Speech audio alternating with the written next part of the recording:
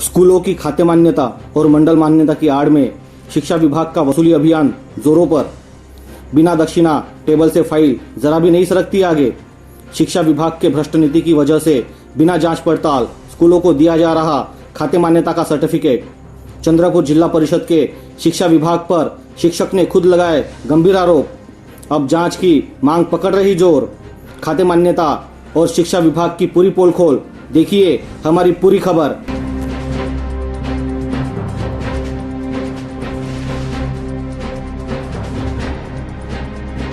नमस्कार दोस्तों, स्कूल जिसका नाम सामने आते ही हम सबको अपनी बचपन की याद आती है।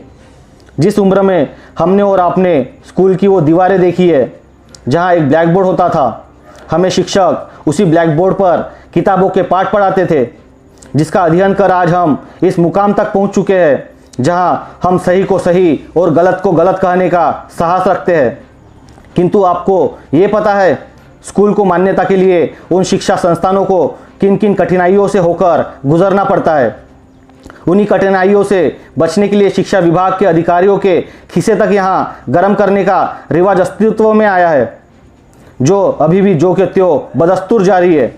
ऐसे में अगर कोई संस्था कोई स्कूल खाते मान्यता और मंडल मान्यता की फाइल को हरी झंडी को लेकर अधिकारियों को प्रसाद नहीं चढ़ाता तो मजाल है उसकी वो फाइल पास हो जाए।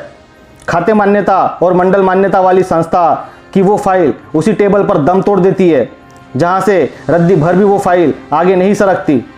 जिसकी पूरी पोल पट्टी एक शिक्षक जिनका नाम राजू वानखेड़े है, जो खुद एक संस्था में बतौर शिक्षक है, उन्होंने हमारे सामने खोल कर रख दी है।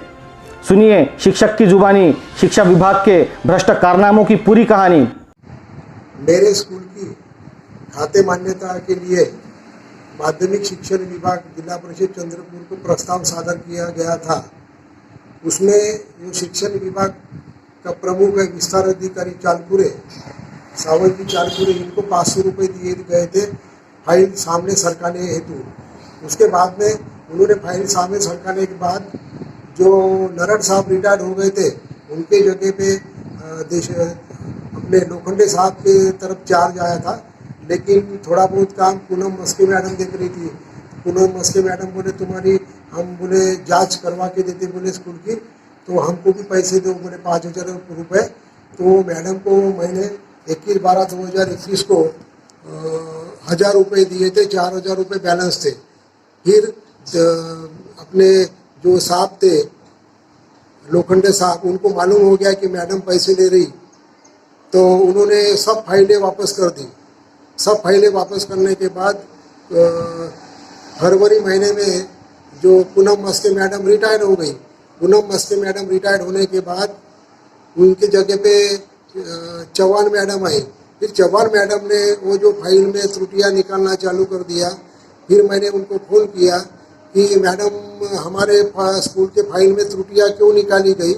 तो मैडम ने बताया कि ऐसी ऐसी बात है, ये कारण। फिर मैं उनको 20 तारीख को मिला, माहिती अधिकार कार्यालय में दिया। तो उन्होंने मुझे बताया कार्यालय में बुला के कि मुझे 5000 रुपये होना तभी मैं फाइल सामने सरकाती हूँ बोले। और तो सुना आपने राजू वानखेड़े नामक इस शिक्षक को, जिन्होंने शिक्षा विभाग में चल रही धांधली को उजागर करने का साहस किया है।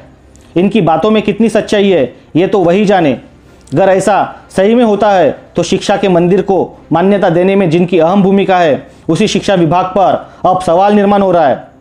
शिक्षा विभाग के मुताबिक स्कूल में छात्रों की संख्या, स्कूल में शिक्षकों की तैनाती, आरटीई में छात्रों को मुफ्त शिक्षा को लेकर निजी कॉन्वेंट में बच्चों की पढ़ाई की जानकारी समेत कई अन्य विषय को लेकर जानकारी खाते मान्यता और मंडल मान्यता के अनुसार शिक्षा विभाग को देनी होती है, जिसके पश्चात उस संस्था को शिक्षा विभाग से अनुमति मिलती है, ग्रांट मिलता है, अन्यथा उस स्कूल की मान्यता रद्द तक हो सकती है। ऐसी जानकारी है। स्कूल की खाते मान्यता और मंडल मान्यता से जुड़ी एक अन्य जानकारी हमारे पास हमारे सूत्र के माध्यम से आ रही है, जिसमें स्कूल में बच्चों को खेलने के लिए करीबन 1 एकड़ जमीन पर प्लेग्राउंड होना अनिवार्य होता है। 1 एकड़ यानी 44,000 स्क्वायर फीट जमीन। इस जानकारी में कितनी सच्चाई है ये तो शिक्षा विभाग ही उचित जाने। किंतु अगर सही में ऐसा है कि प्लेग्राउंड के लिए 1 एकड़ ज़मीन की आवश्यकता होती है तो हमारी जानकारी के मुताबिक चंद्रपुर के उंगली पर गिनने जितने स्कूलों के पास शायद ही इतनी जगह होगी। खैर, इस पर हम अधिक जानकारी जुटाने का प्रयास जरूर करेंगे।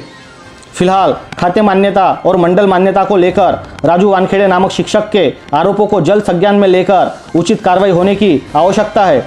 राजू वानखेड़े के आरोपों की सत्यता जानने के लिए हमने चंद्रपुर के शिक्षण अधिकारी को फ़ोन किया, किंतु शिक्षण अधिकारी से हमारी बात नहीं हो पाई है। शिक्षण अधिकारी से अगर बात होती तो शायद इस पर और अधिक रोशनी डालने का हम अवश्य प्रयास करते। फिलहाल के लिए इतना ही।